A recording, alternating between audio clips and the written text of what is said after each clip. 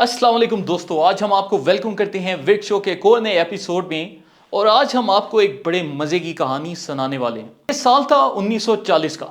दूसरी जंग अज़ीम के बाद चीन के माशी हालात दिन ब दिन गिरते जा रहे थे और इस सूरत हाल में एक लीडर ने फैसला किया कि हमने चीन को दोबारा से दुनिया की बुलंदियों पर पहुंचाना है। उस लीडर का नाम था मो ज़ेडोंग। और मो ज़ेडोंग ने क्या किया कि उसने सबसे पहले चीन की माशी ताकत की बहाली की कोशिश की। उसके लिए उसके पास इस वक्त सबसे बड़ा चैलेंज ये था कि इस वक्त चीन का तमाम तर इंफ्रास्ट्रक्चर तबाह हो चुका था और मो ज़ेडोंग को बहुत से इकोनॉमिक चैलेंजेस का भी सामना था, जिसमें सबसे बड़ा चैलेंज ये था कि चीन का जो करंट अकाउंट डेफिसिट था वो तारीख में सबसे बुलंद था और चीन की तमाम तर इंफ्रास्ट्रक्चर, रोड्स, ब्रिजेस, हर चीज़ तबाह हो चुकी थी। यहाँ तक कि चीन में एग्रीकल्चर का निज़ाम भी तबाह था। तो उसने सबसे पहले जो तरीका अपनाया वो ये था कि चीन की फौज को किसान बना दिया। उसके साथ ही चीन में जल्द से जल्द इंफ्रास्ट्रक्चर की डेवलपमेंट के लिए चीन की ही फौज को सड़कें बनाने, ब्रिज बनाने और उनके मुख्तलिफ इंडस्ट्रियल स्ट्रक्चर्स खड़े करने के लिए इस्तेमाल किया। कुछ ही देर में 1950 और 1960 की दहाइयों में चीनी फौज वहां पर फैक्ट्रियां भी चलाने लगी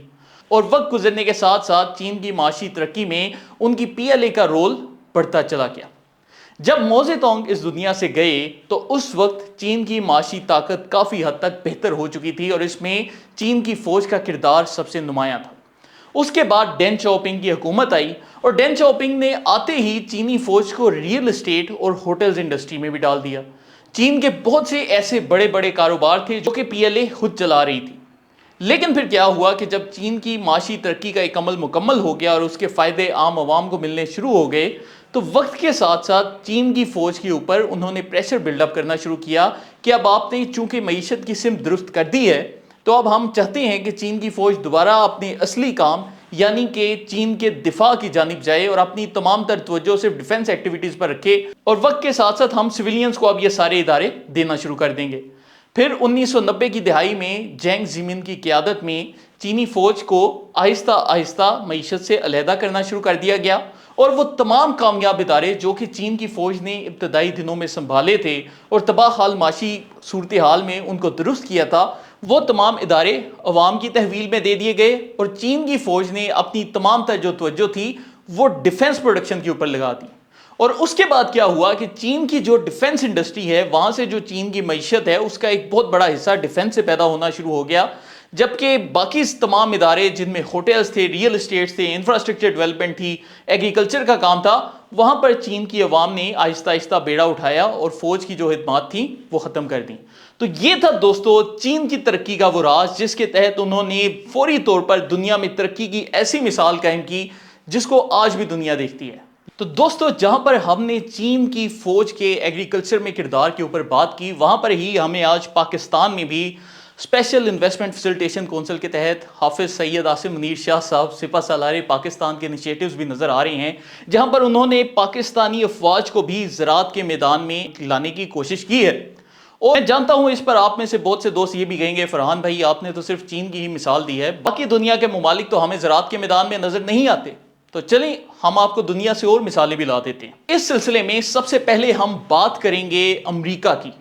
क्या आप जानते हैं कि अमेरिकी अफवाज के पास अपने ही फार्म्स और प्रॉपर एग्रीकल्चरल रिसर्च फैसिलिटीज़ हैं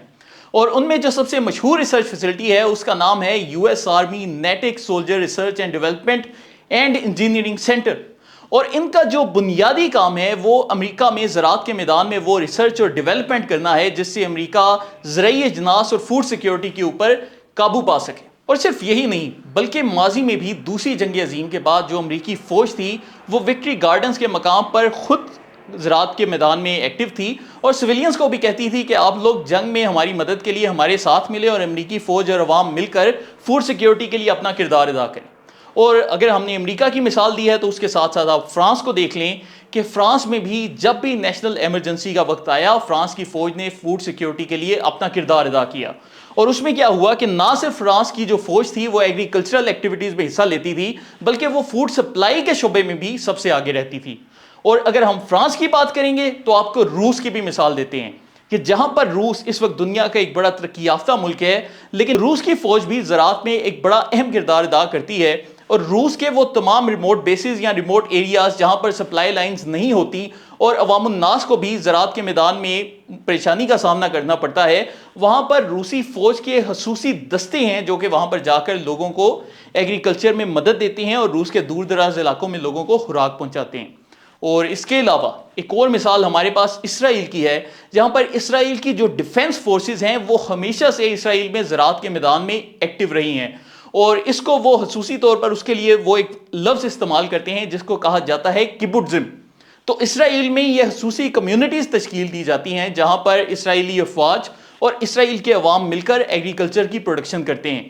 اور اسرائیل کے علاوہ اگر میں آپ کو ایشیا سے ایک اور مثال دوں تو وہ مثال ہے ساؤتھ کوریا کی۔ ساؤتھ کوریا کی جو فوج ہے وہ کورین وار کے بعد جب ان کے ملک کو دوبارہ سے ری بلڈ کرنا پڑا تو وہاں پر وہ زراعت کے میدان میں بہت زیادہ ایکٹیو تھی، اور زراعت کے جتنے بھی پروجیکٹ تھے وہ سب ساؤتھ کوریا کی افواج نے مکمل کیے۔ پھر وقت کے ساتھ ساتھ فوڈ سیکیورٹی کا جو شعبہ تھا اس میں فوج نے انتہائی اہم کردار ادا کیا۔ تو یہ تھے دنیا کے وہ 6 ترقی یافتہ ممالک جہاں کی افواج زراعت کے میدان میں بھی ایکٹیو ہیں۔ تو اگر پاکستانی فوج یہ کوشش کرے کہ ہم بھی زراعت کے میدان میں اپنے ملک کو آگے لے کر جائیں، کیونکہ حالیہ دنوں میں پاکستان کے حالات آپ کے سامنے ہیں، جہاں ایک طرف ہمیں یہ دالیں خوراک یہ باہر سے امپورٹ کرنی پڑ رہی ہے، وہاں سے ہمارے ملک میں بھی آپ دیکھتے ہیں کہ خوراک کی قیمتیں کس طریقے سے آسمان سے باتیں کر رہی ہیں۔ تو اگر افواج دنیا کے دوسرے ترقی یافتہ ممالک میں یہ کام کر سکتی ہیں تو پاکستان میں یہ کام کیوں نہیں ہو سکتا؟ میں یہ سوال آپ سے کرنا چاہتا ہوں، اور میں جانتا ہوں کہ اس کے اوپر اکثر لوگ یہ بھی سوال اٹھائیں گے کہ فوج کا کام تو بنیادی ڈیفنس ہے، تو پھر زراعت میں فوج کا کام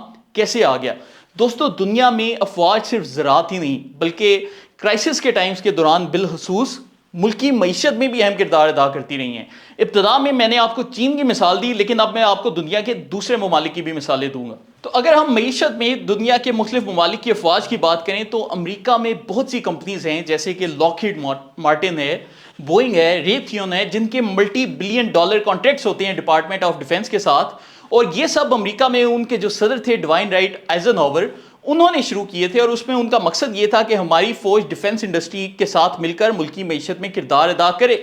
اسی طرح ہی اگر ہم روس کی بات کریں تو روس میں بے شمار سٹیٹ اونڈ ادارے ایسے ہیں جو کہ باقاعدہ انڈسٹریز میں، انرجی میں اور ڈیفنس پروڈکشن میں ان کی فوج ملک کے ساتھ کام کر رہی ہے اور معیشت میں کردار ادا کر رہی ہے۔ اسی طرح اگر ہم فرانس میں دیکھیں تو ڈیسالٹ ایویشن اور تھیلز جیسے ایسے ادارے ہیں جہاں پر فرانسیسی فوج بھی وہاں کی معیشت میں اہم کردار ادا کر رہی ہے۔ برطانیہ میں اگر ہم دیکھیں تو بائی سسٹمز دنیا کی ایک بڑی مشہور ڈیفنس پروڈکشن کمپنی ہے، اور اس کے ساتھ برطانوی فوج مل کر ملکی معیشت میں اپنا کردار ادا کرتی ہے۔ اور اسرائیل میں اگر ہم دیکھیں تو ایلبٹ سسٹمز ہیں، اسرائیل ایروسپیس انڈسٹریز ہیں، یہ وہ ادارے ہیں جو کہ اسرائیلی افواج کے ساتھ مل کر کام کرتے ہیں، اور اس کے نتیجے میں نہ صرف اسرائیلی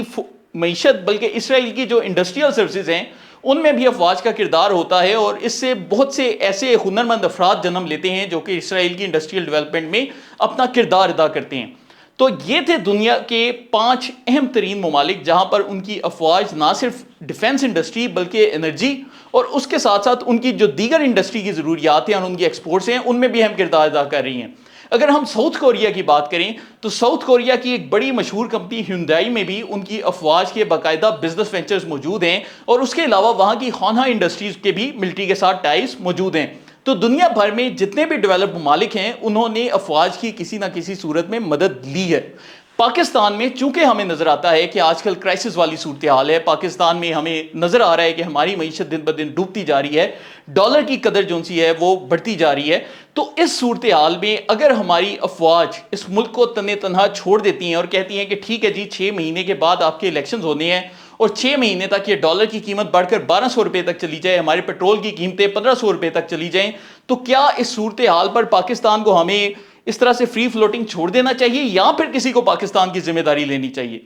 تو اس صورت میں پاکستان کے آرمی چیف حافظ سید عاصم منیر شاہ صاحب نے ایک انتہائی اہم سٹیپ اٹھایا ہے۔ میں آپ کو یہ بھی بتاؤں گا کہ میں انہیں حافظ سید عاصم منیر شاہ صرف اس لیے کہتا ہوں تاکہ ان کے جو لوگ ان کو ناپسند کرتے ہیں ان کے دلوں پر ذرا ان کے نام کی وجہ سے بجلیاں بن کر گریں۔ تو دوستوں اس لیے ہمارے حافظ صاحب نے گزشتہ دنوں کراچی میں اور لاہور میں 100 سے زائد بزنس مین سے ملاقات کی اور ان کو بتایا کہ دنیا بھر میں جب افواج نے اپنے ملک کی معیشت میں اہم کردار ادا کیا ہے تو ان دنوں میں ہم اپنے ملک کو لاوارث نہیں چھوڑ سکتے۔ تو سب سے پہلا جو اقدام حافظ صاحب نے کرنے کا اعلان کیا وہ یہ تھا کہ پاکستان بھر میں کرپشن کرنے والوں کو ہرگز برداشت نہیں کیا جائے گا۔ اور یہی وہ واحد بیان ہے جس کی وجہ سے آج بہت سے عناصر ہمیں نظر آ رہا ہے کہ ان کو بہت تکلیف ہو رہی ہے، مرچیں لگ رہی ہیں، کہ پہلے وہ الزام لگاتے تھے کہ حافظ صاحب کرپشن کے خلاف ایکشن نہیں لے رہے، اور اب جب ایکشن ہونا شروع ہو چکا ہے تو ان لوگوں کو اپنی دکانیں بند ہونے کا اندیشہ ہے، اور اب وہ حافظ صاحب کے خلاف بول رہے ہیں۔ اس کے علاوہ دوسرے نمبر پر حافظ صاحب نے کہا کہ ڈالر جو لوگ جمع کرتے ہیں ان پر شدید ترین کریک ڈاؤن کیا جائے گا، اور اس کا آج ہمیں اثرات نظر آنے بھی شروع ہو گئے ہیں جب اوپن مارکیٹ میں ڈالر کی قیمت 10 روپے گری ہے، اور اس کی وجہ صرف پشاور میں خفیہ ایجنسی کے لوگ ایکسچینجرز کے ساتھ بٹھانا تھا، اور ایک ہی دن میں اگر آپ سوچیں کہ پشاور سے ڈالر کی قیمت میں 10 روپے کمی ہو سکتی ہے، تو جب کراچی، لاہور اور اسلام آباد میں ان بڑے بڑے منی ایکسچینجرز کے اوپر دھاوا بولا جائے گا تو پھر اس کے بعد کیا ڈالر کی صورتحال ہوگی، انشاءاللہ ہم دیکھیں گے۔ اس کے علاوہ دوستوں ایک تیسرا سب سے بڑا مسئلہ جو کہ پاکستانی معیشت کو درپیش ہے وہ ڈالر کی افغان سمگلنگ کا مسئلہ ہے۔ آج کل جو آپ کہانیاں سن رہے ہیں کہ جی افغان کی کرنسی پاکستان سے بڑی ہو گئی، اس کی بنیادی وجہ یہ ہے کہ افغانستان سے لوگ پاکستان سے ڈالر سمگل کر رہے ہیں، اور پاکستان میں مارکیٹ میں جب ڈالر 320 کا بک رہا ہے، یہ لوگ 350 روپے تک کا ڈالر خرید رہے ہیں تاکہ اسے افغانستان لے کر جایا جائے، تو اب ڈالر کی افغان سمگلنگ مکمل طور پر روک دی جائے گی۔ چوتھی جو اہم بات حافظ صاحب نے کی وہ یہ تھی کہ ایرانی تیل کی سمگلنگ کا ہم مکمل خاتمہ کریں گے۔ اس کے علاوہ دوستوں ملک کو خسارہ کرنے والے بہت سے ادارے ہیں جس میں پی آئی اے ہے، پاکستان ریلویز ہیں، ہماری یہ بجلی دینے والی جو کمپنیاں ہیں وہ بھی ہیں، ان تمام اداروں میں سیاسی بھرتیاں کر کے ان کو تباہ کر دیا گیا تھا، لیکن اب حافظ صاحب نے اعلان کیا ہے کہ ہم یہ سیاسی بھرتیوں کا خاتمہ کریں گے۔ اس کے علاوہ عرب ممالک سے 25 ارب ڈالر کی انویسٹمنٹ لائی جائے گی جو کہ سعودی عرب سے اور یو اے ای سے آئے گی۔ اس کے علاوہ بہت سے ممالک نے پلیجز بھی کی ہیں جن سے پاکستان میں ایک سال میں 70 ارب ڈالر لائے جا سکتے ہیں۔ پاکستان میں مکمل سیاسی استحکام کا اعلان کیا گیا، اور الیکشن بھی انشاءاللہ اپنے وقت پر ہوں گے جیسے کہ الیکشن کمیشن ان کی تاریخ طے کرتی ہے۔ اس کے علاوہ دوستوں ملک میں نان فائلر معیشت کا خاتمہ، غیر منافع بخش اداروں کی پرائیویٹائزیشن اور شر پسند عناصر سے آہنی ہاتھوں سے نمٹنے کا فیصلہ کیا گیا۔ تو حافظ صاحب کے یہ جو اقدامات ہیں یہ اگر ہم دنیا کے مختلف ممالک کی ہسٹری کے لحاظ سے دیکھیں تو جب بھی دنیا کے مختلف ممالک میں نیشنل ایمرجنسی والے حالات ہوئے یا کرائسس پیدا ہوا وہاں پر ان کی افواج نے کردار سنبھالا۔ تو اگر پاکستان میں آج فوج ملک کو لاوارث چھوڑنے کی بجائے ملک کی معیشت میں اپنا کردار ادا کرنے جا رہی ہے تو آپ مجھے بتائیں کہ اس میں کیا غلطی ہے، یہ سوال میں آپ کے اوپر چھوڑتا ہوں۔ تو اس کے بعد انشاءاللہ کل ہم ایک نئے ایپیسوڈ کے ساتھ سامنے آئیں گے، اور اس میں بھی ہم آپ کو دنیا بھر سے ریفرنسز اور دلائل دے کر انشاءاللہ نئی انفارمیشن دیں گے۔ بہت شکریہ۔